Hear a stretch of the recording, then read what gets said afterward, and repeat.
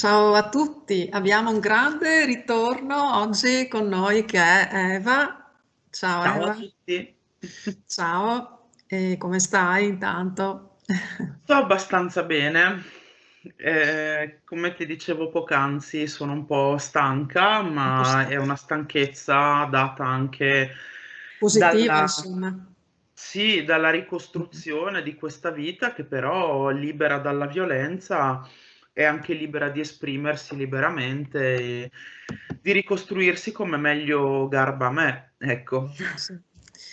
Allora, Eva, per chi non ha seguito, ma noi invitiamo a seguire anche le altre interviste che sono tutte molto interessanti per le tante cose, insomma, che ci hai raccontato. E ho visto anche che, anche in base ai commenti, insomma, ci sono stati molti che si sono sia ritrovati in tante cose, insomma, in tanti tuoi vissuti, ma anche, insomma, hanno trovato anche spunti di riflessione. E tu hai avuto una vicenda di 8 anni Sì. con un manipolatore, diciamolo pure, anche come profilo sembra più che abbastanza maligno, insomma, questo possiamo certamente evincerlo. Più che E, abbastanza.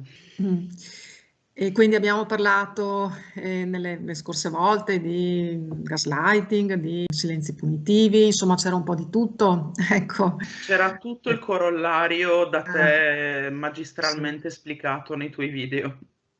Ecco, quindi e procediamo a questo punto a sviscerare questo punto corollario, questa fiera dei comportamenti così vessatori, tipicamente maligni di queste personalità, perché rientra abbastanza, insomma, un quadro narcisistico comunque.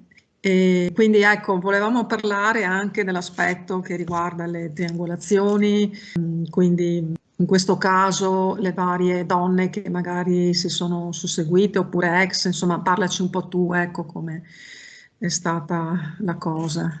Allora, io come forse avevo già accennato in qualche video precedente oppure nei commenti, non ricordo bene, non ho riscontri particolari o triangolazioni che coinvolgano sue ex compagne, dal momento che a quanto pare, ma credo proprio che sia così, io sono stata la prima, dal momento che lui è leggermente più giovane di me, eravamo comunque giovani. Lui comunque, al di là di quanto si possa pensare solitamente di personalità narcisistiche, non è che abbia mai goduto di un grandissimo successo con le donne, con le ragazze. Io l'ho sempre trovato bello, a me è sempre piaciuto, però non è un tipo che, ecco, ha, diciamo, ha infranto i cuori nella sua vita, almeno prima di me, poi magari sicuramente grazie a me anche ha acquisito delle tecniche Sì. che prima... Ha fatto un po', si è affilato le unghie. Esatto, esatto, però sì, poi si è anche nel corso della nostra relazione, diciamo che si è piuttosto valorizzato anche a livello fisico, perché prima, quando l'ho incontrato, diciamo, o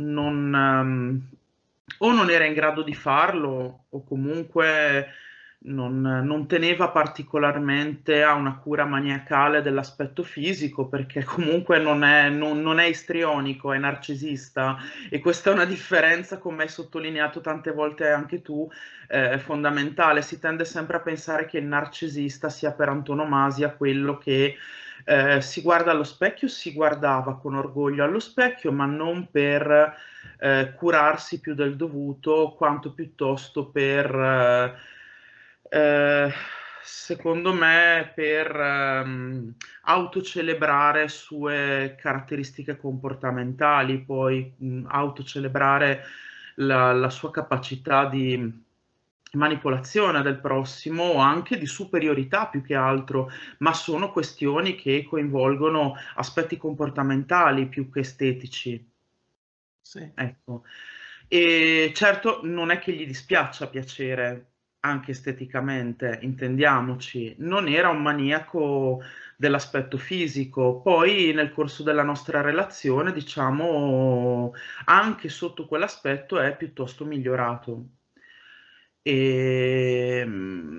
Però ecco, diciamo, questo è un modo per dire anche che non si riconosce un narcisista dal mio punto di vista da quello al primo impatto. Ci sono narcisisti, come per esempio è capitato nel mio caso, che fisicamente possono sembrare agli occhi dei più perfettamente anonimi. Sì, sì, E assolutamente, ma anche trasandati per dire anche che magari non trasandati si alle volte. curano particolarmente. Assolutamente, lui era un ragazzo, ripeto, secondo me un bel ragazzo, però probabilmente non attirava così tanto gli sguardi perché era un po' in sovrappeso, non curava molto l'abbigliamento, si vestiva in modo molto sportivo, anche caratterialmente non è così aperto e espansivo, lo è, diciamo, è di compagnia solo con le persone con cui si trova già abbastanza in confidenza.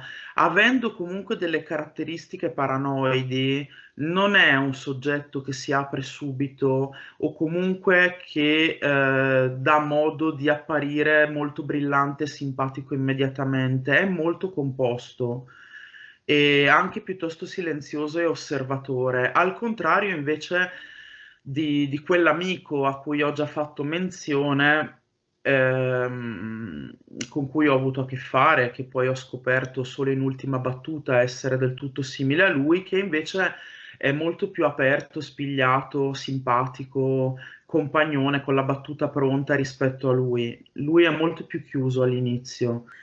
E Ecco, lui a proposito, scusa ecco, se ti interrompo, magari era per un, poi magari mi rispondi dopo, giusto ti butto lì la domanda, cioè che fine ha fatto appunto anche questo amico, se magari si è fatto sentire o...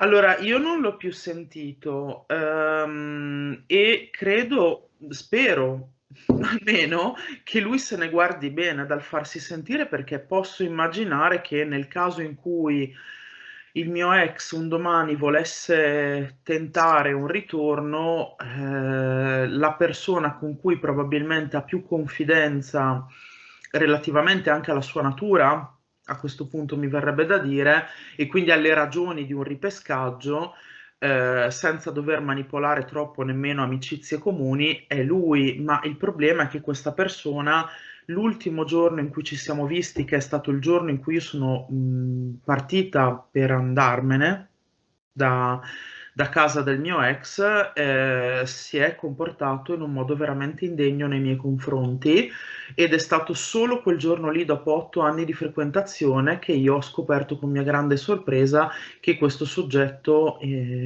era come il mio ex, fondamentalmente si sono spalleggiati nel deridermi, nel vessarmi, nel maltrattarmi, nel farmi gaslighting e quindi lui, che non è un cretino, anche se non è empatico, avrà capito che io non ho intenzione di risentirlo. Certo, beh. Quindi credo che siano stati anche un po' stupidi da questo punto di vista, perché pur di godersi, diciamo, il momento di dominio su un'altra persona e quasi in qualche modo spartirselo e goderselo insieme, si sono bruciati letteralmente una possibilità di ripescaggio grazie al canale più facile. Sì, certo. Quindi ritornando al discorso, ecco, dell'aspetto anche esteriore, della cura, cioè tu hai la sensazione che lui da te abbia imparato delle cose o sia stato stimolato in qualche modo a migliorarsi e quindi a magari sì, a darsi lustro, ecco, anche per le nuove conquiste, diciamo così, o altre relazioni, donne. Secondo me sì, e non solo da me, nel senso che prima di me lui frequentava un certo tipo di persone, con me ha iniziato a frequentarne altre e forse tra di essi c'è stato qualcuno che ha successo con le donne e lui in qualche modo può averlo imitato. E sicuramente si è molto migliorato, sì, quindi non è indifferente alla cosa, non è che passa in sordina, però il suo è un dominio sulle altre persone di tipo non seduttivo, o meglio, potrebbe essere anche seduttivo, ma non sessualizzato, come appunto potrebbe fare un istrionico, no? Mm. Ma è più, come ho già accennato altre volte, una maniera di porsi da salvatore Mm. nelle situazioni. E, e questo può essere ancora più pericoloso dal mio punto di vista, perché lui comunque manipola la parte emotiva della possibile cosiddetta vittima, ponendosi in un ruolo molto protettivo, più che seduttivo. Ma quindi in pratica lui cosa, secondo te, che cosa ha imparato in bene anche, o in male o in bene, insomma, anzi tutte e due, diciamo, o anche solo in male a questo punto, in termini appunto di approccio con le donne, in termini relazionali. Ma guarda, io ho notato, forse su questo punto, è un'ottima domanda, su questo punto dovrei pensarci un po' più approfonditamente, però qualche domanda simile me la sono già posta, anche soprattutto nella fase di scarto in cui era chiaro poi che cosa fosse ai miei occhi. Da me sicuramente ha imparato mh, a, a manovrare determinati tipi di discorsi che possono far presa in una conversazione. È indubbio che io abbia soprattutto all'interno di una conversazione libera e confidenziale, delle abilità che lui sicuramente mi ha inizialmente ammirato e poi cercato di demolire e in seguito acquisito a sua volta. Lui e anche il suo amico erano molto interessati a determinate tematiche e inseriti in determinati ambiti disciplinari quando li ho incontrati, mentre io ero inserita in altri e mi occupavo di altre tematiche, non da ultimo il mio grande interesse, la mia grande passione per la politica, per la geopolitica. E loro da me hanno imparato molto su questo frangente. Io ricordo che un giorno mi capitò di leggere una sua chat con una donna che secondo me tentava di far diventare in ultima fase la mia sostituta, e ricordo che uno degli argomenti jolly che tirò fuori per fare brillante, Mm. secondo me, diciamo, all'interno della conversazione erano tutte mie idee politiche, Mm. piuttosto approfondite, anche perché comunque io dialogo anche con persone dell'ambito di un certo tipo e quindi ho l'occasione di imparare molte cose, magari che non tutti, a meno che non abbiano un occhio molto molto acuto e non si informino continuamente, ho avuto modo di imparare tante ottime nozioni e lui insomma le ha, gliele ha Fatte sue. sciorinate per fare brillante. Sì, se n'è appropriato. E anche l'altro Appropriato. si era molto, Sì. l'avevo molto influenzato in questi termini, ma magari non solamente sul versante politico, anche sul resto dovrei pensarci un po' meglio, probabilmente, sì. Mm, Però sì, credo che abbia imparato e credo che abbia imparato soprattutto su dinamiche relazionali di coppia. Ehm, Ha acquisito forza secondo te? In termini sì. emotivi, affettivi, insomma, in senso lato?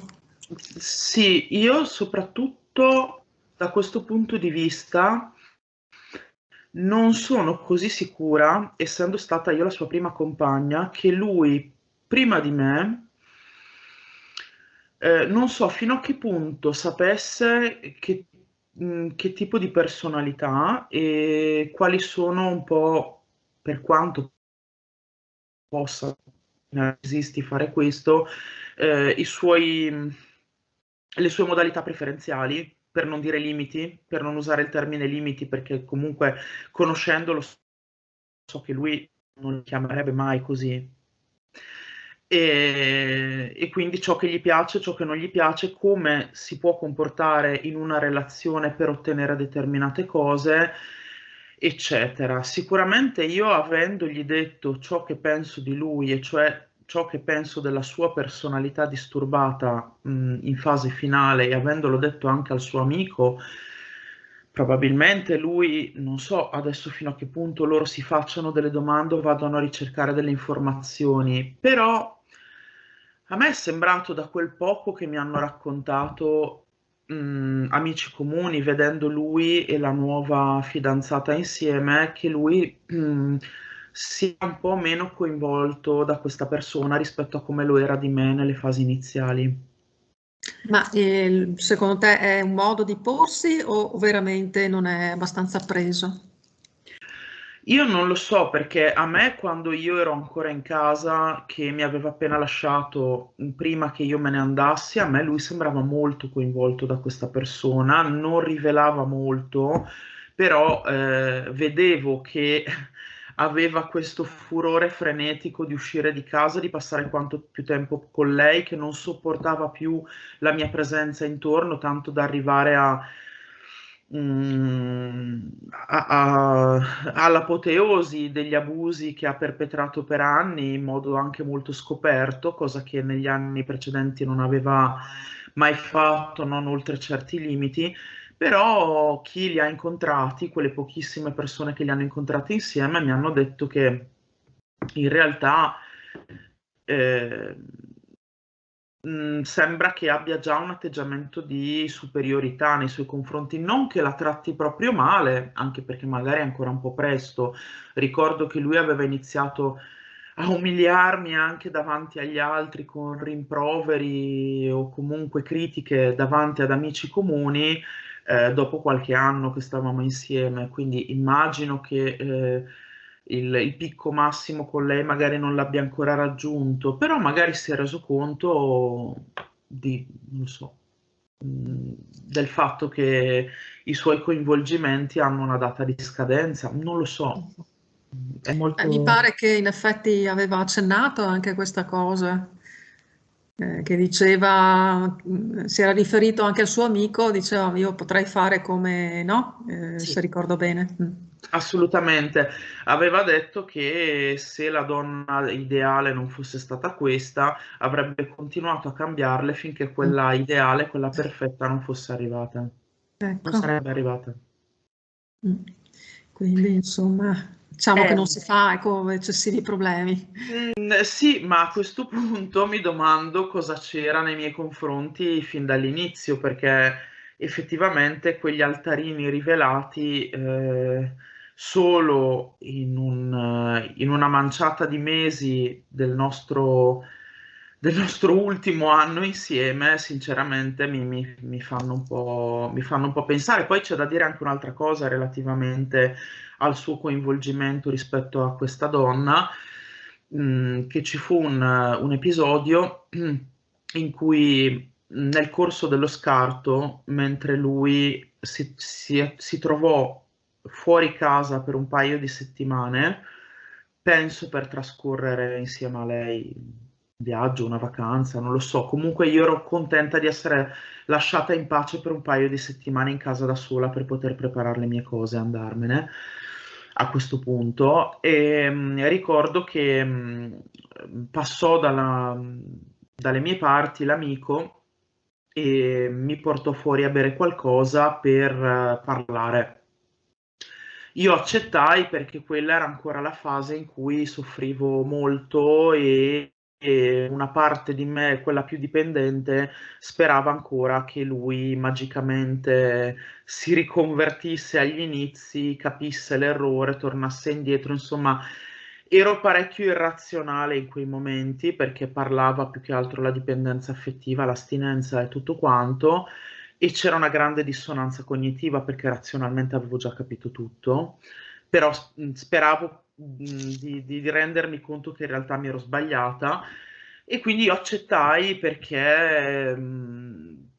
pensavo che magari tramite l'amico almeno i comportamenti abusanti si potessero ridurre col suo aiuto, ma l'amico era un suo complice. Non sì. l'avevo capito fino in fondo. Di fatto, quando uscì con questa persona, andammo in un locale a bere qualcosa, ci fermammo fuori parecchio, diverse ore, e parlammo tantissimo. E, e lui, innanzitutto, anziché aiutare me, nonostante mi vide distrutta, perché era la fase peggiore del mio stress post-traumatico, io dormivo 2 o 3 ore per notte, non mangiavo praticamente quasi più, avevo perso molto peso, stavo proprio male fisicamente anche, tant'è che un paio di volte mi ha dovuta sorreggere mentre camminavo, non mi reggevo quasi in piedi. Effettivamente in quel momento lui è stato molto molto bravo, anche lui, a non farmi intendere del tutto, comunque a lasciar passare, a non mettere in primo piano quello che io avrei dovuto realizzare immediatamente, cioè il fatto che se tu ti sei sempre manifestato e dichiarato mio amico, dovresti innanzitutto preoccuparti per la mia salute in quel momento, dovresti comunque, sì, sei anche amico suo, soprattutto amico suo, però comunque per un senso di, almeno di empatia, di pietà, di compassione, darmi una mano anche a capire come affrontare questo momento. In realtà poi mi sono resa conto, imbambolata com'ero dagli incantesimi che questa gente riesce a fare, Dio solo sa come, che lui in realtà voleva aiutare l'amico, non me. Nel senso che quando eravamo fuori lui ha passato praticamente l'intera serata a cercare di convincermi a rimanergli amica. Cioè, questo stai parlando di lui, E la- l'ex o l'altro, No, l'amico? no, l'amico mi ha portata fuori e Ma cercando non è che questo amico magari lo faceva per essere compiacente, per non mostrarsi al di sotto dell'amico, cioè del tuo ex, che si comportava così con te? Non lo so. Cioè, per debolezza in definitiva, Nei insomma. confronti del mio ex. Sì. Non lo so in realtà, perché io ho sempre visto il loro rapporto come nella malignità. Sicuramente non è una reale amicizia, perché se non sai provare sentimenti oltre un certo limite, Sì. non è sicuramente una vera amicizia, per carità, però l'ho sempre visto piuttosto paritario. Anche quell'altro è un soggetto piuttosto indipendente, non mi pare che dipenda troppo dall'opinione di questo, mi sembrano interdipendenti, nel senso che l'uno si aggrappa all'altro, comunque ammira l'altro per certe caratteristiche, e l'altro fa la stessa cosa con l'uno e si fanno comunque i favori a vicenda, perché so che anche il mio ex comunque ha fatto mosse simili nei confronti di donne che sono state con l'amico. C'è un disprezzo per le donne, secondo te? Sì, Anche? Secondo me c'è una vena di misoginia, soprattutto nel mio ex, Mm. però in realtà loro sarebbero 3, anche se il terzo loro stessi non lo incontrano molto di frequente perché abita distante e io pure non l'ho mai visto tante volte, quindi non lo conosco bene, ho solo un sospetto che sia come loro, ma credo di non sbagliare. E so che loro hanno un rapporto molto stretto e confidenziale fra loro 3, ma soprattutto questi due, il mio ex e questo amico che io ho frequentato assiduamente, e so che molto molto spesso fanno battute anche di un livello abbastanza infimo sulle donne, Mm. anche utilizzando stereotipi di genere Sì. piuttosto fastidiosi, sì.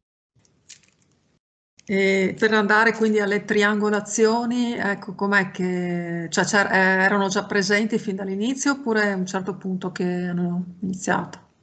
No, fin dall'inizio no. Mm, no, no, lui diciamo che non aveva occhi che per me inizialmente, infatti come già dissi in un'altra intervista, E i primi tempi addirittura per la prima volta in una relazione mi capitò di formulare pensieri relativi al fatto che questo potesse essere l'uomo della mia vita, quello definitivo, sicuramente, consciamente, più o meno, credevo che si sarebbe preso cura di me, che avrebbe colmato le mie carenze affettive. Questo non ho assolutamente alcun problema ad ammetterlo, perché ci sono state, ci sono ancora adesso, quindi lui si è agganciato proprio a questa azione protettiva, no? Da salvatore della situazione.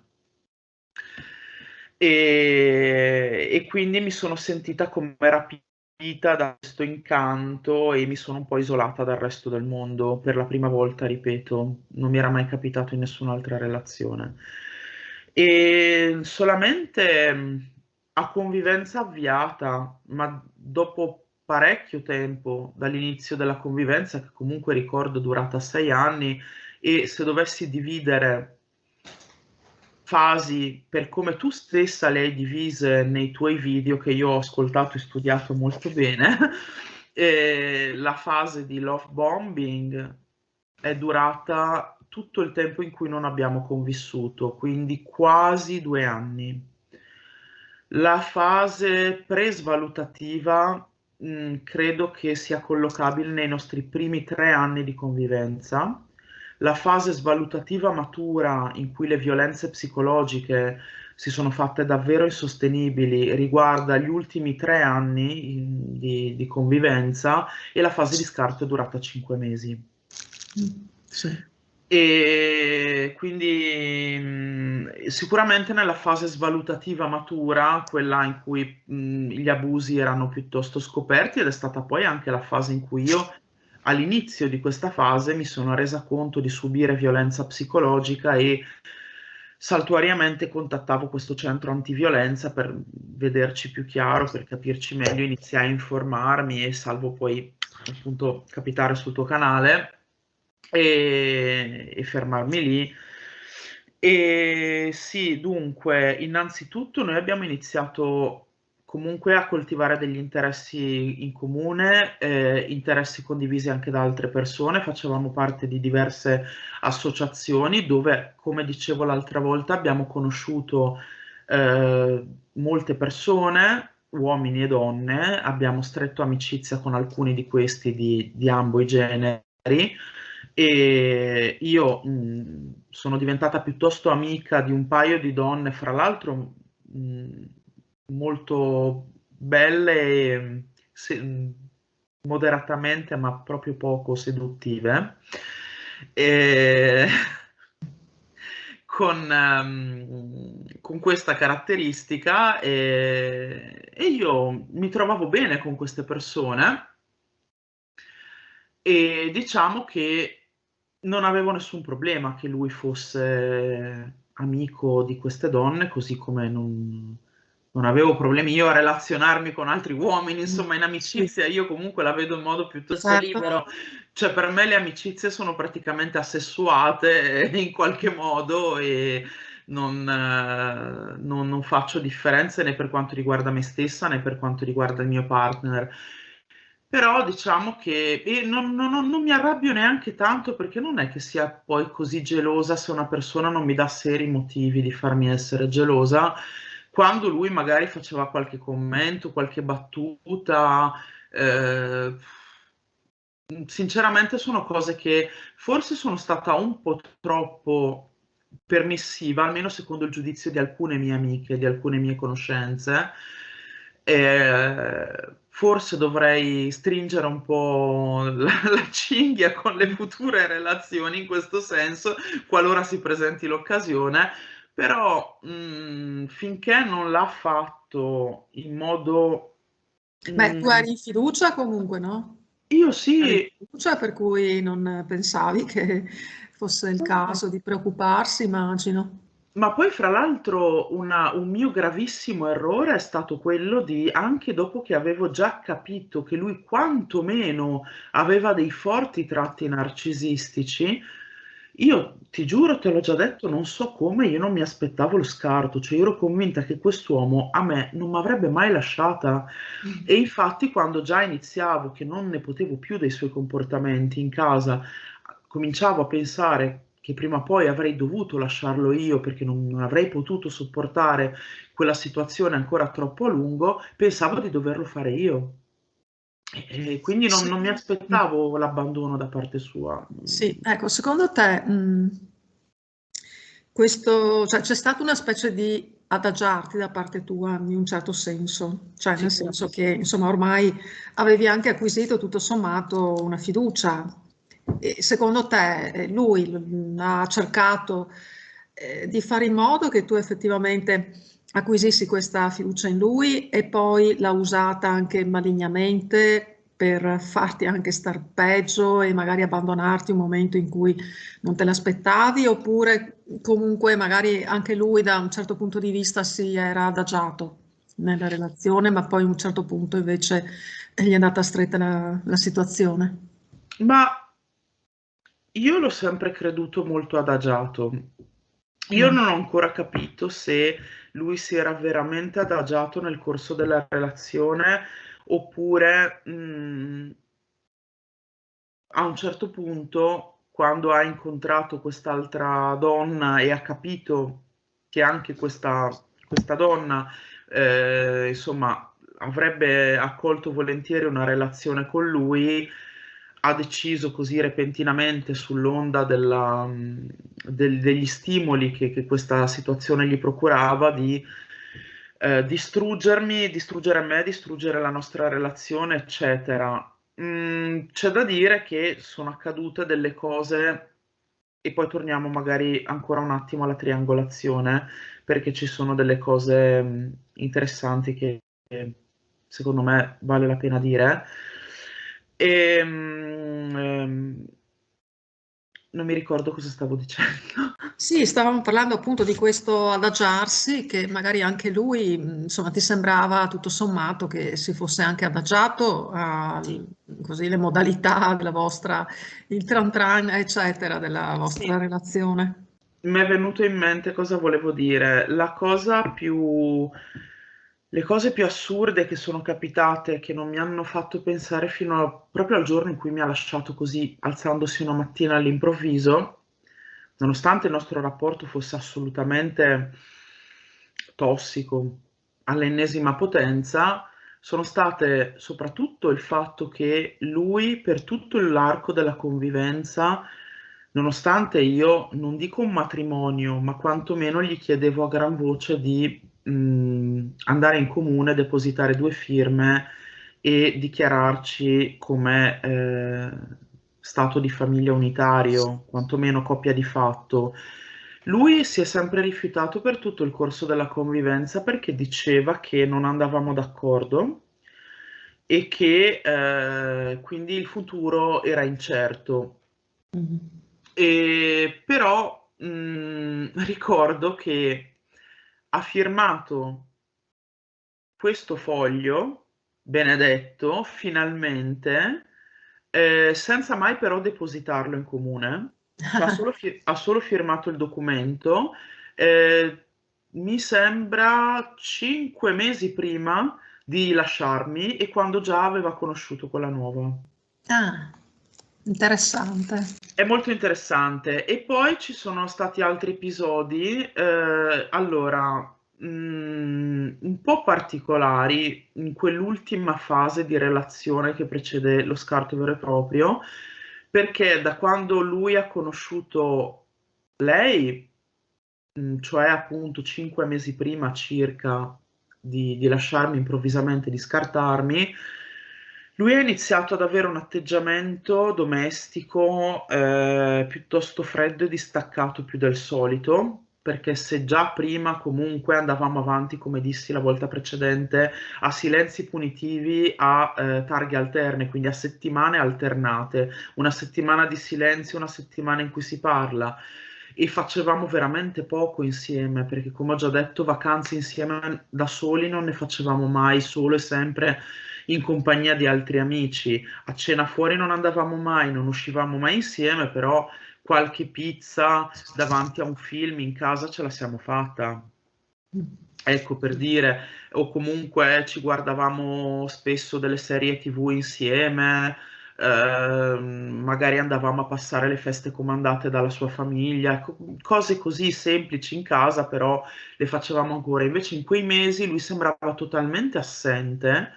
Fra l'altro hanno iniziato a comparire in casa, non so per quale ragione, e non so per quale ragione, io non ho sospettato subito, più di un cellulare, diversi cellulari, almeno due o tre,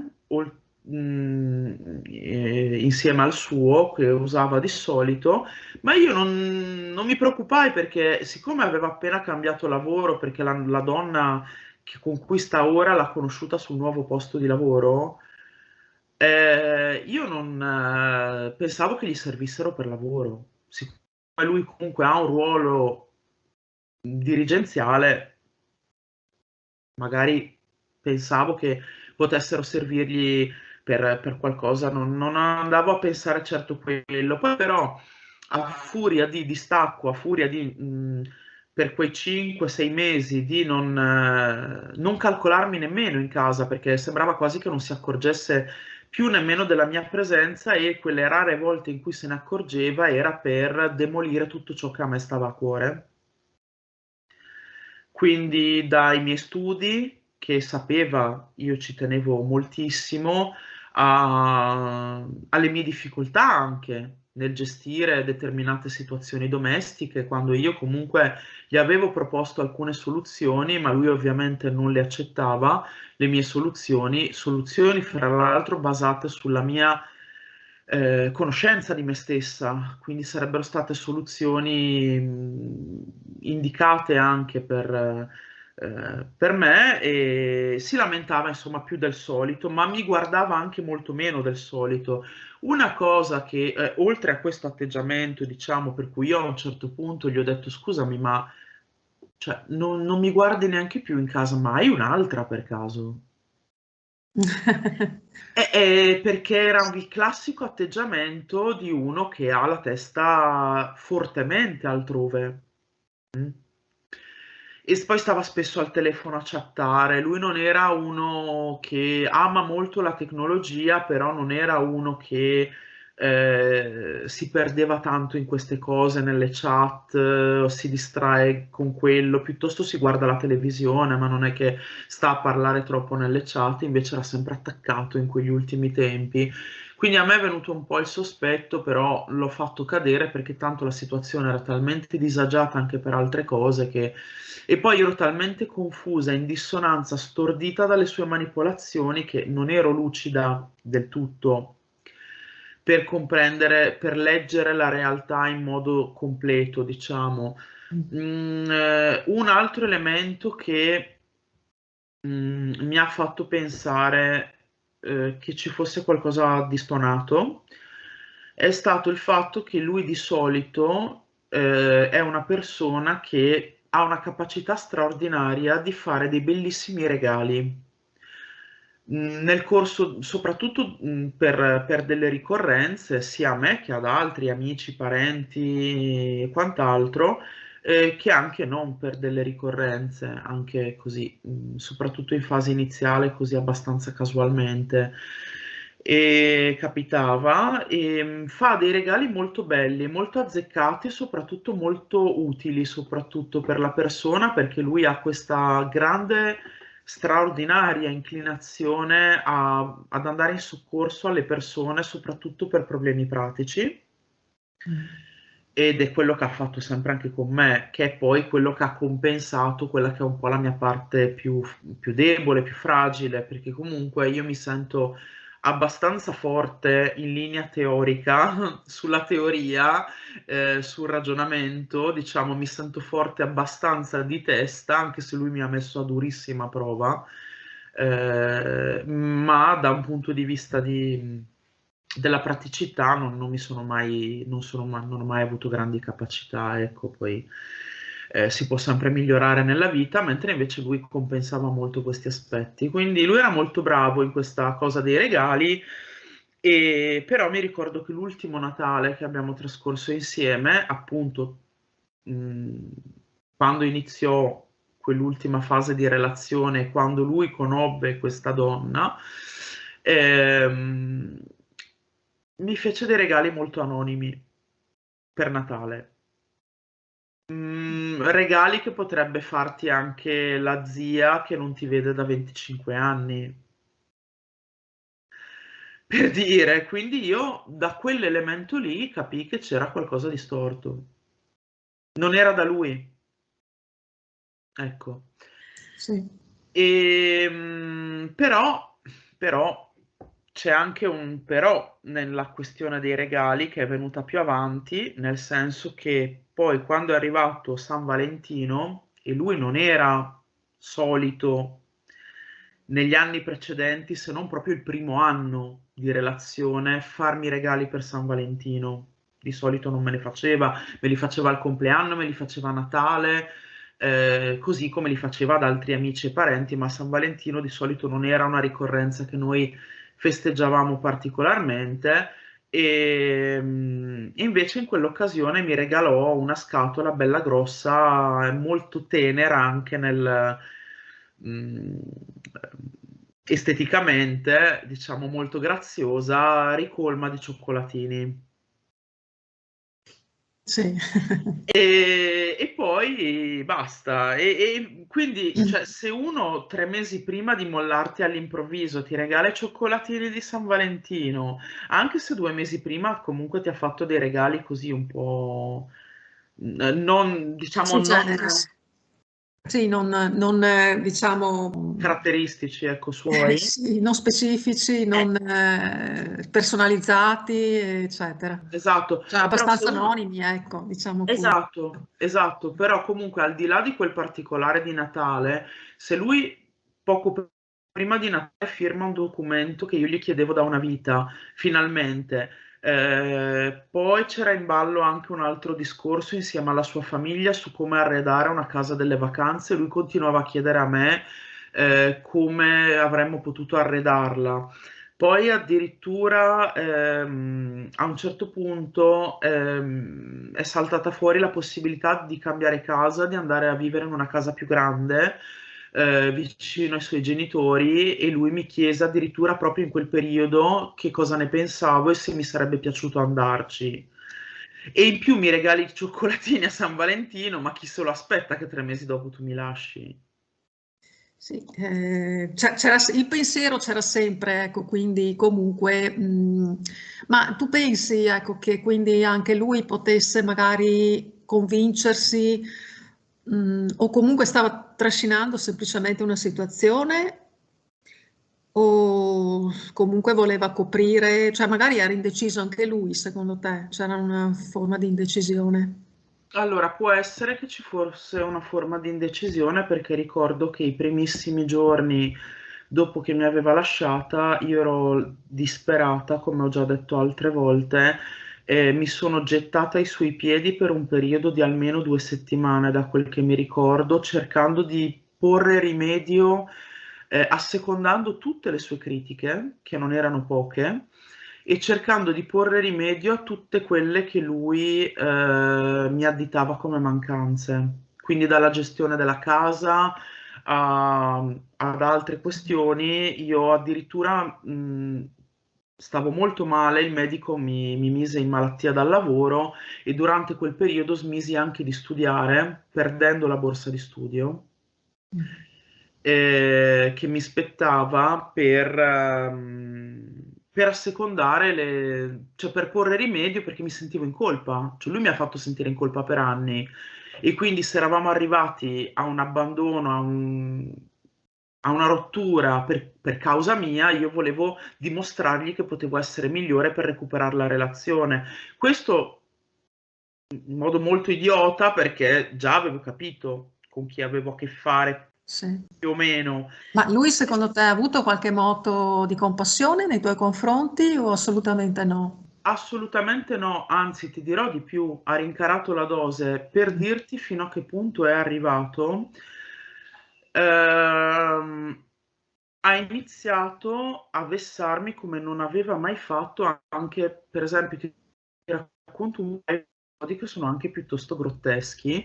Io ero talmente debole per il fatto che non mangiavo, non stavo bene, non dormivo, che spesso mi cadevano oggetti dalle mani. Generalmente mi cadono ugualmente, però in quel periodo un po' di più.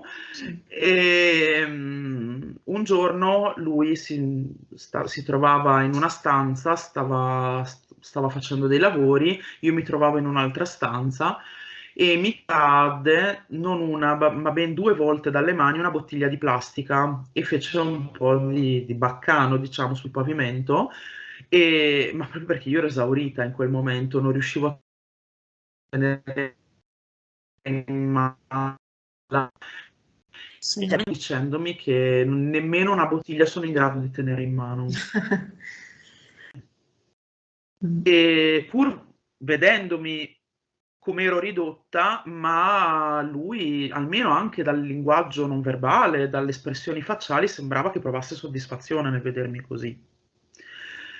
E poi c'è stato un altro episodio in cui, insomma, io cercavo di essere carina con lui in quei primi giorni dopo la rottura, cercando di fargli cambiare idea perché avevo già capito e lui mi aveva fatto intendere, anche se non mi aveva detto esplicitamente, che c'era un'altra frequentazione, ero disperata e quindi cercavo appunto di fargli capire che potevo essere una buona compagna, nonostante i miei terribili difetti di cui lui che ho per carità, ma non nel modo così eclatante che lui mi aveva convinto ad avere. E gli preparavo spesso anche dei dolci, gli preparavo la cena, gli preparavo da mangiare. Ci fu una sera in cui io gli preparai un bel piatto che sapevo che a lui piaceva molto, piuttosto elaborato, e una torta, un dolce, cosa che io non facevo spesso, ma in quell'occasione l'ho fatto per fargli piacere, per cercare di recuperare la situazione, diciamo. E gli scrissi, gli dissi: Guarda, che ho preparato la cena, se vuoi venire, cioè cercavo di comportarmi ancora come una compagna, ma anche migliore di quello che ero stata prima. Sì. E gli scrissi e gli dissi: Guarda, ho preparato la cena, se mi dici quando torni a casa, so quando, per dire, buttare la pasta e così. Lui mi disse: Poniamo alle 8, io organizzai i tempi per quegli orari che mi aveva fatto sapere lui arrivò un'ora e mezza dopo. Apposta, E secondo te? come? Apposta? Cioè l'ho fatto apposta, secondo te? Secondo me sì, anche perché poi è arrivato, si è seduto, non ha ovviamente ringraziato. Io avevo una faccia che sembravo veramente una donna dell'oltretomba per la sofferenza che avevo in quel momento. Lui, a un certo punto mi ha guardato prima di mangiare e mi ha detto: Ma insomma, mi ha detto: Ma cos'è quella faccia? Sembra che stai andando a un funerale, sembra che stai per spararti, non mi sembra la fine del mondo. E considera che io stavo perdendo lavoro, casa, compagno, famiglia, città, tutto. Ero oltre alla sofferenza delle violenze e la sofferenza di perdere una persona che amavo, c'era anche questo aspetto. Quindi avevo motivi per essere disperata. E lui mi ha aggredita quando ha visto questa faccia che gli dava molto fastidio e a un certo punto io non gli ho risposto perché non avevo neanche la forza di rispondergli. Io non mangiavo, stavo davanti al piatto ma non riuscivo a mangiare, che era la fase in cui non riuscivo a mangiare. Lui invece iniziò a mangiare come una belva, a dire poco, nel senso che si ingozzava, mangiava la pasta con le mani. Con le mani? Con le mani e poi mangiava sbattendo la bocca, poi si è fatto, guarda, non mi piace dirlo in televisione perché fa troppo schifo, però insomma ha anche tipo sputato a un certo punto vicino al piatto. Allora io, che a me dà Quindi molto faceva fastidio, apposta, insomma, erano atteggiamenti proprio, a come me dà dire, molto fastidio di la sfregio, ecco, maleducazione a tavola e comportamenti allora di in quel sfregio. momento, sai, Comportamenti di sfregio, voglio dire. secondo me sì. Secondo me sì, assolutamente. Tanto appunto che ti dicevo, io alzai in quel momento lo sguardo al cielo come dire, mamma mia che cafone che è questo, non gli dissi nulla, però alzai gli occhi al cielo perché mi dava fastidio questo comportamento, lui si alzò di scatto come per farmi paura e iniziò a gridare e a insultarmi dicendo che non dovevo rompergli i C, Sì. punto. E altre volte è capitato che quando passavo dalla cucina mentre lui stava mangiando, ovviamente per conto proprio, a me adesso questo atteggiamento fa ridere perché è veramente tanto infantile, però finché io non arrivavo mangiava normalmente, in modo composto. Quando io entravo in cucina, lui iniziava a sbattere la bocca mentre mangiava. Allora, Senti, siccome io ho se tu, imparato che lo faceva. scusami se, cioè più che altro mi viene questa immaginazione, no? Cioè se tu ti fossi, cioè se avessi fatto una risata a questi comportamenti, lui come avrebbe reagito? Si sarebbe arrabbiato comunque? Secondo me sì, ma non lo so con certezza. E comunque io avevo troppa paura di lui in quel momento perché Mm. anche perché mi Sì. sentivo fragile come una foglia in autunno e qualsiasi suo movimento mi faceva sentire morire dentro.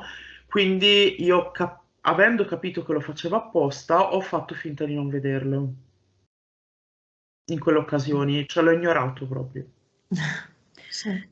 e me ne sono andata. Però l'escalation di queste provocazioni maligne è andata avanti fino a un livello insostenibile, letteralmente, fino a farmi pensare di eh, fare qualcosa di estremo a un certo punto perché lui si divertiva un po' come il gatto col topo. Mm. Sì. Ehm, è andata avanti per un po', poi insomma mi ha proprio, quando mi trovava in casa, lui era spesso fuori, soprattutto con lei, ma quando ci trovavamo in casa insieme una- era un perseguitarmi continuo, ma perseguitarmi cioè se prima magari coglieva l'occasione giusta nel corso degli anni per farmi delle critiche pesanti, anche spesso immotivate, questo l'ho capito dopo, all'inizio gli ho creduto, però cioè, coglieva la palla al balzo quando magari io avevo una svista, commettevo un errore o cose di questo tipo. In ultima battuta, in quella fase, lui proprio ricordo che tornò a casa un giorno che io ero seduta sul divano e ci tornò per appena un quarto d'ora, poi non l'avrei più visto, non lo vedevo da 5 giorni, non l'avrei più visto per altri 7, mettiamo. È tornato per un quarto d'ora per prendere non si sa cosa o per controllare la situazione. Io mi ricordo che le ho contate, mi ha fatto in un quarto d'ora 12 critiche. Mm. Ma lui Quindi, era dove dormiva? Dormiva da un'altra donna? Dove allora, stava? qualche volta e in alcuni brevi periodi ha dormito da lei e Mm. non mancava di dirmelo esplicitamente. Ecco. Mm. Però di solito in quella fase di scarto lui dormiva in quella che è sempre stata camera nostra e io dormivo nella stanza degli ospiti. Mm. Ho capito. E ovviamente lui si comportava come se quella che era casa sua, che è casa sua, fosse casa sua e non mia, e non mancava di rimarcare questa cosa.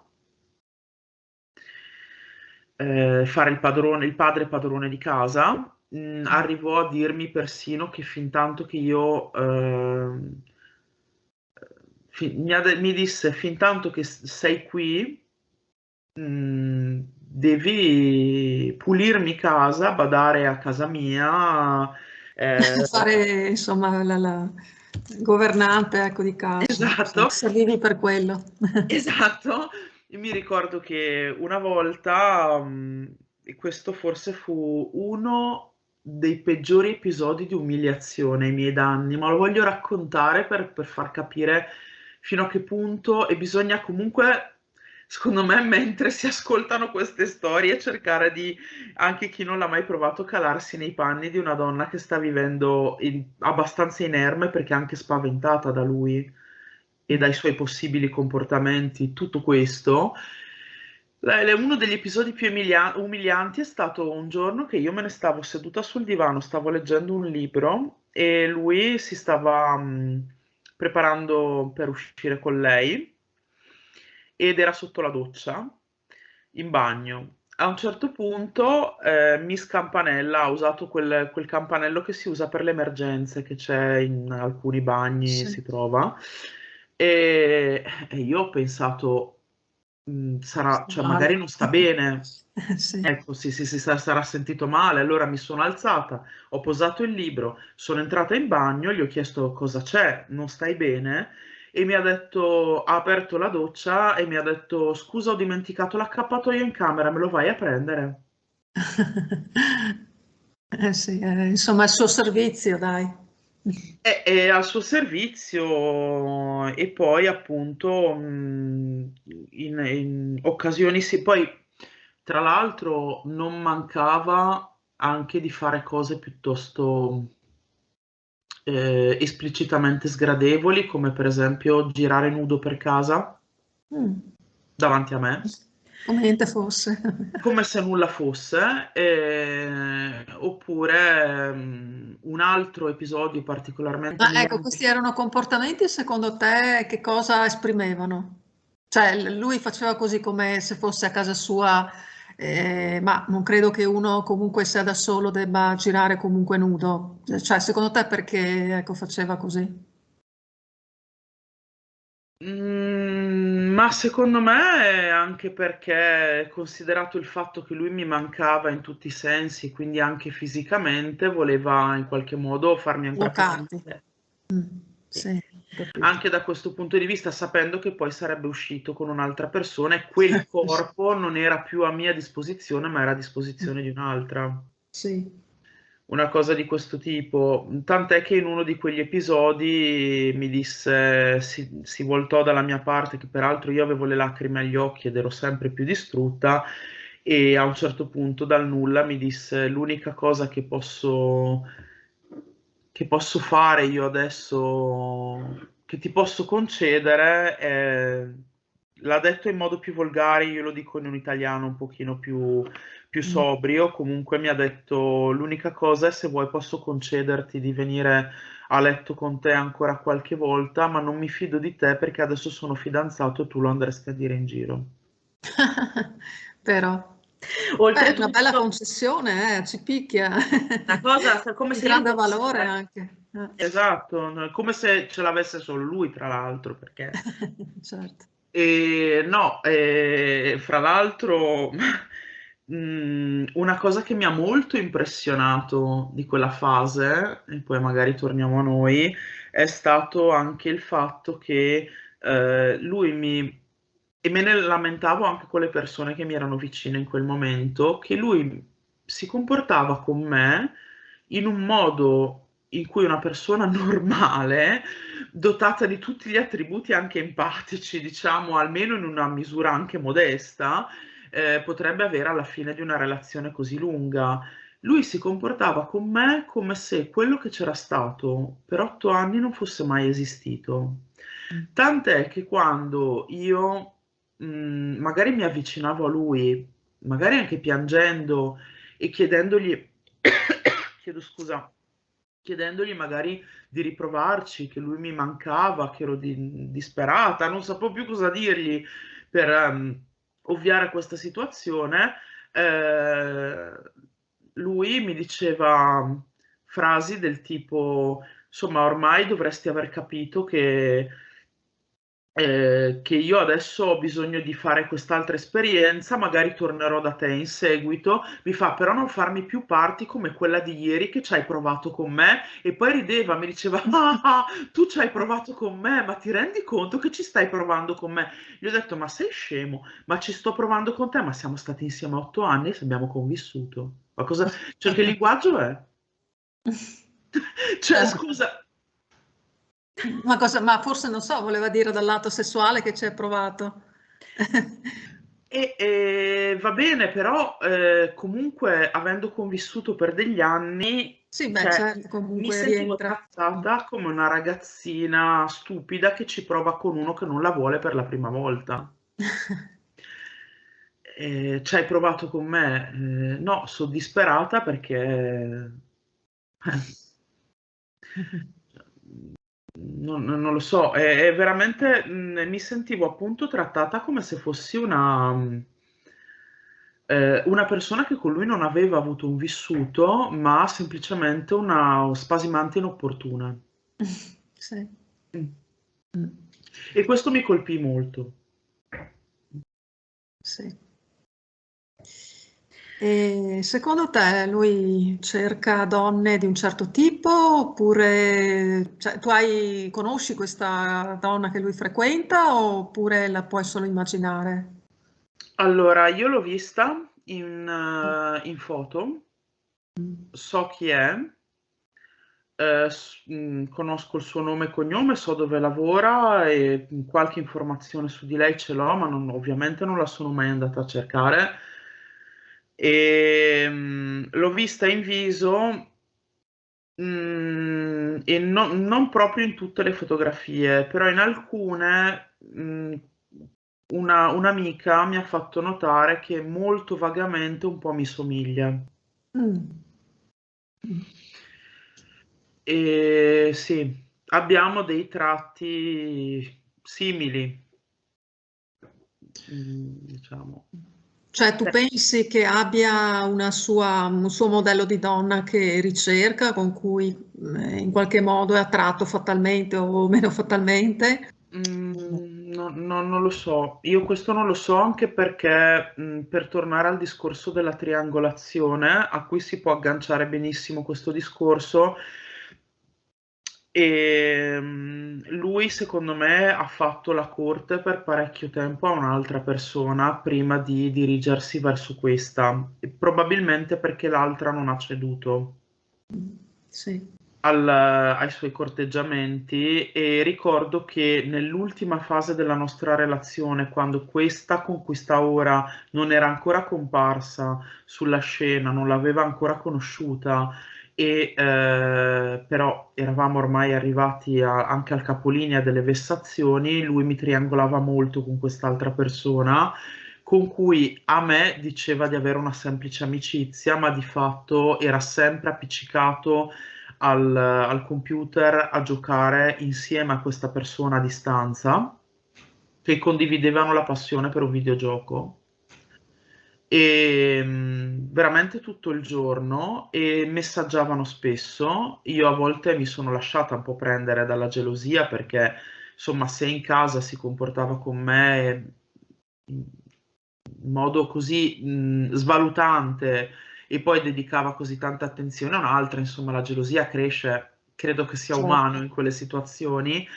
E ricordo che in un'occasione litigammo parecchio.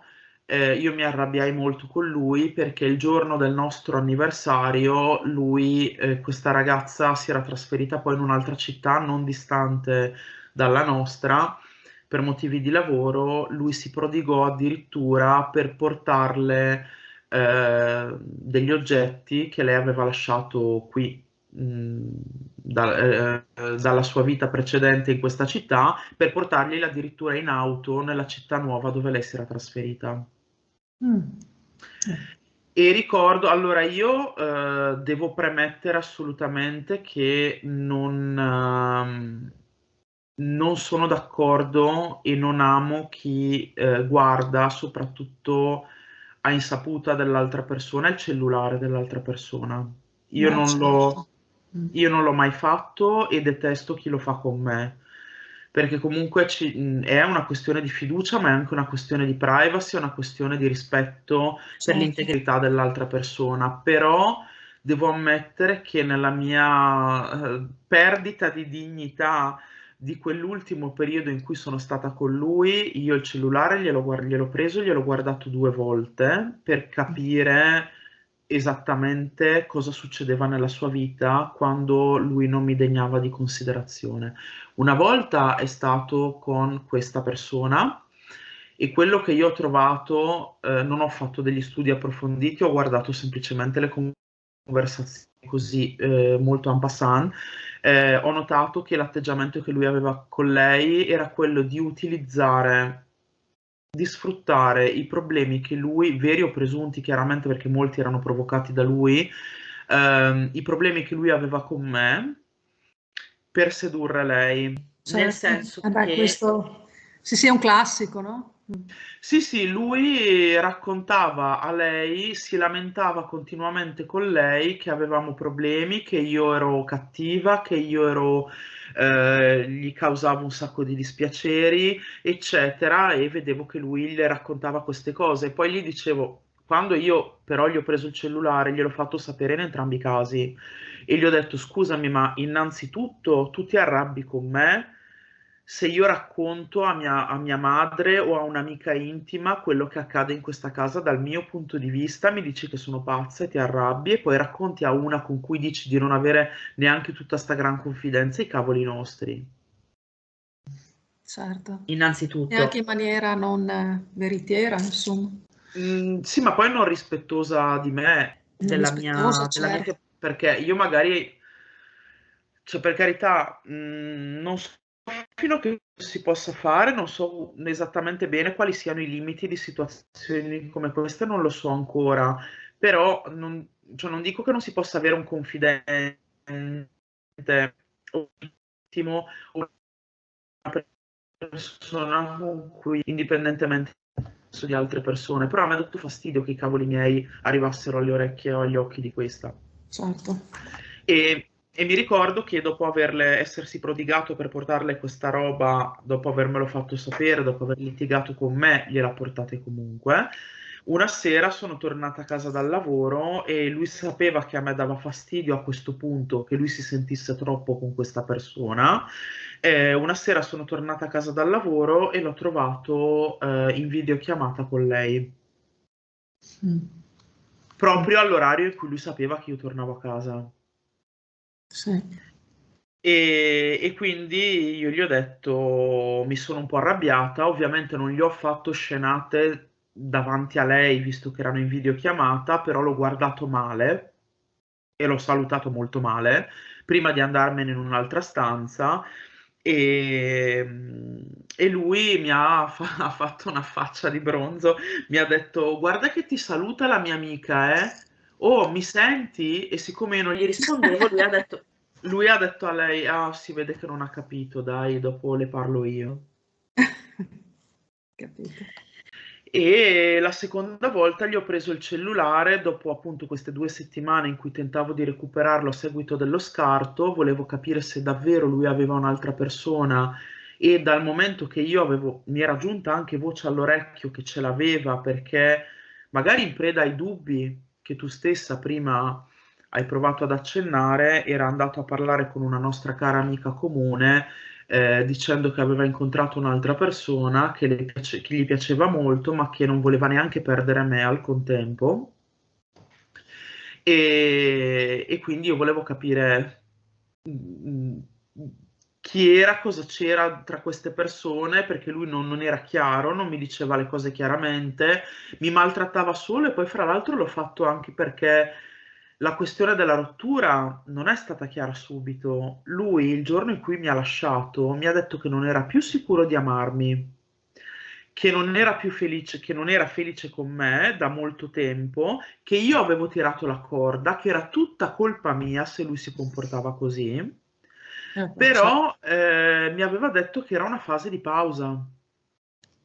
Cioè, non mi ha detto io ti lascio, sì. mi ha detto magari, chi lo sa, magari se me la sentirò tornerò indietro, se deciderò di tornare, chissà cosa succederà il mese prossimo, chissà cosa succederà tra un anno. E quindi io per quelle 2 settimane che tentavo di recuperarlo, io comunque mi mantenevo aggrappata all'illusione che fosse un periodo in cui lui doveva riflettere. Non è stato chiaro. Certo. Dopo, quando io ho insistito troppo e ho iniziato ad arrabbiarmi perché c'era di mezzo anche questa persona e ha visto che stavo molto molto male, ha detto no, può darsi che tra 4-5 anni io torni da te, ma adesso è finita, io non ti amo, mi ha detto. Sì, anche questo lasciare un po' la speranza, è, insomma, un po' maligno anche questo, un po' Sì, perfido. secondo me sì. Poi allora io in quell'occasione, siccome non capivo più niente, lui continuava a lasciare in sospeso la cosa, a non dirmi che era finita o che non era finita o che eccetera. Io una sera che lui era distratto, gli presi il cellulare e vidi la conversazione con questa persona e lui si comportava, ho letto poco. In realtà ho scoperto nome e cognome, ho scoperto l'identità di questa persona. Non ho voluto leggere oltre perché non mi interessano i cavoli loro. Una volta che ho capito la situazione, non mi Sì. interessa fare gossip. Comunque ho letto che lui si comportava in modo molto galante e romantico nei suoi confronti, molto attento. Vabbè. E lei sembrava molto coinvolta ed era anche un po' civettuola e seduttiva nei suoi confronti. Senti, ti faccio, credo, l'ultima domanda, Mm? poi magari riprendiamo, insomma, Sì? la cosa. Cosa pensi, ecco, di quelle donne, delle ex, diciamo, che cercano di contattare magari la nuova donna dell'ex partner? Ecco, tu Allora, come la pensi? io prego, No, scusami. come la pensi, ecco, appunto, di questa cosa? Allora, io avendo fatto parte anche di gruppi di mutuo aiuto ed essendomi anche confrontata con altri e altre sopravvissute, come amiamo chiamarci, a questo famoso abuso narcisistico, so che ci sono molte persone che lo fanno e che l'hanno fatto. Io personalmente ho sempre detto di non trovarmi d'accordo con questo comportamento.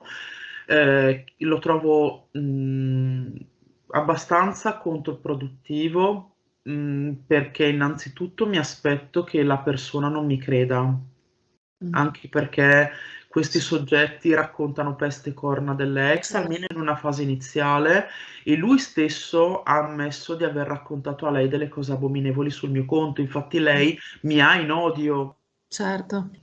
perché lui le ha raccontato, adesso non so se è ancora così, ma almeno in quel periodo poi lei era molto gelosa, secondo me, non me l'ha detto lui, non me l'ha detto nessuno, ma io ho avuto come il sentore che lei fosse molto gelosa del fatto che lui vivesse ancora con la sua ex, che la sua ex fosse ancora in casa e da quanto lui mi ha fatto intendere, lei faceva pressioni affinché io me ne andassi presto. Ma del resto, anche senza appunto che ci sia magari l'ex che parla male di te, poniamo nel caso specifico, anche se non ci fosse questo, magari una certa gelosia da parte della nuova, mi pare anche abbastanza così plausibile che ci sia nei confronti di una ex, no?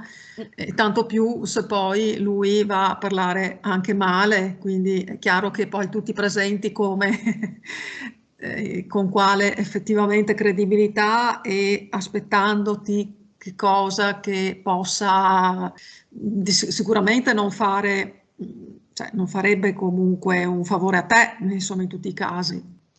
Assolutamente, se poi lei sapesse che nel corso di quella fase lui è arrivato addirittura a dirmi che mi porterebbe ancora a letto per farmi quasi un favore, ma io lo andrei a dire in giro, quando già era fidanzato con lei, e che mi ha detto che probabilmente dopo 4-5 anni sarebbe tornato Sì. e, e varie altre questioni, insomma, non credo che sarebbe molto contenta. Poi, fra Sì, l'altro, adesso scusami, sì, chiaramente queste sarebbero delle pulci nelle orecchie che comunque, insomma, potrebbero anche sortire un certo effetto. Poi però non credo che questo sarebbe decisivo, no? Il fatto che comunque la ex va a parlare con la nuova e insomma, no, no, io non cioè, sono d'accordo con questo atteggiamento, però sono molto favorevole ad accogliere quella nuova qualora fosse lei a cercare la ex. Beh, sì, beh, certo, questo è già diverso, è molto diversa la situazione, sì.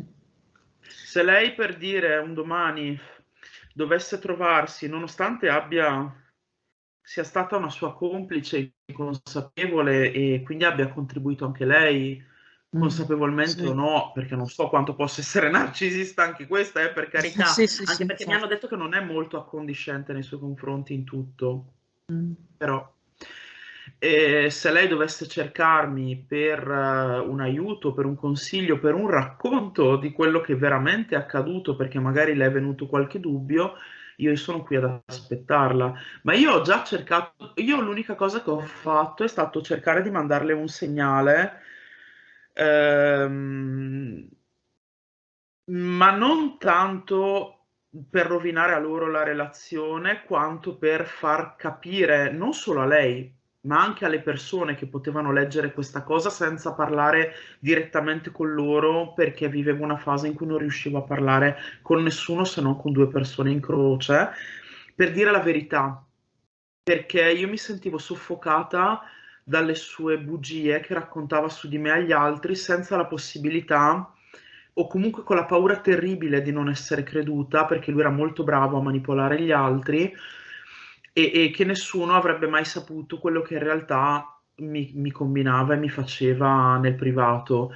E quindi io un giorno sui miei profili social sapevo che su uno di questi lei era presente e che probabilmente, magari spinta anche solo dalla curiosità di sapere chi ero io, magari ogni tanto mi veniva pure a leggere, siccome io all'epoca avevo il profilo pubblico e non l'avevo ancora reso privato, io provai a scrivere una frase un po' velata, non proprio esplicita, perché non mi piace raccontare i cavoli miei, soprattutto di cose drammatiche sui social. Preferisco usarli per questioni politiche, per fare attivismo, per fare altre questioni. Però in quell'occasione scrissi una frase sulla violenza domestica, sulla violenza psicologica e scrissi che di solito la prima qualità di un violento è il vittimismo e che solitamente chi va a fare la vittima in giro, molto spesso quantomeno, chi va a fare la vittima in giro è il vero carnefice, perché la vera vittima, almeno in una fase iniziale, di solito non parla. Sì, sì, certo. E io l'ho vissuto anche in passato nella mia vita questa cosa, quindi la conosco bene questa dinamica e non lo so se lei ha letto, non lo so se questa cosa è arrivata alle orecchie sbagliate, so soltanto che quel giorno o il giorno dopo, non ricordo, lui tornò a casa furioso nei miei confronti e mi disse che la dovevo piantare di andare in giro a dire balle, e cioè che io gli facevo violenza psicologica perché erano solo balle. E poi però qualche giorno dopo mi ha minacciato di pestarmi e allora sono balle? Cioè, era diventato contraddittorio da morire. Certo. È stato tutto qui. L'unica cosa che io ho fatto nei suoi confronti è questa: se ha accolto bene, se non ha accolto cavoli suoi. Io non voglio intromettermi nella loro vita perché voglio allontanarmi da questa persona, la mia sofferenza me la sono gestita per conto mio, anche con l'aiuto di persone che mi volevano bene davvero. Io voglio riprendere un'altra vita, però se lei vorrà io sono qui. Certo. Vabbè, dai, se vorrà, sarà anche interessante vedere un po' cosa avrà da dirti. Molto. Ma lei, ecco, quindi sa che, cioè, beh, sì, ti conosce, sa chi sei comunque, o Sì, no? Sì. sì, Sì. penso di sì, perché comunque il mio... Anche, mi hanno detto che anche dopo molto tempo che io ero uscita di casa, il mio cognome era ancora presente sul campanello. Ah, ecco, sì, quindi... E comunque sa come mi chiamo anche di nome di sì. battesimo, diciamo, perché con amici comuni si parla anche di me quando si ritrovano. Certo, Quindi- certo. Va bene, dai, allora magari riprenderemo il discorso. Intanto grazie tantissimo, è stato interessante anche questa volta, veramente ricca di spunti Anche questa per me. conversazione. e vediamo se ci sono domande, che naturalmente noi le raccogliamo. Va Comunque ho bene. visto anche che ci sono stati molti commenti, anche e soprattutto immedesimativi, insomma, tante persone si sono immedesimate. Ho letto. Succede. Sì, sì, sì. Ecco, va bene, un abbraccio Mi fa molto forte piacere. intanto. Anche a te, anche a voi, e alla prossima. Sì, grazie, grazie infinite. Ciao, Ciao, ciao. buona serata, ciao Eva. Anche a Ciao. voi.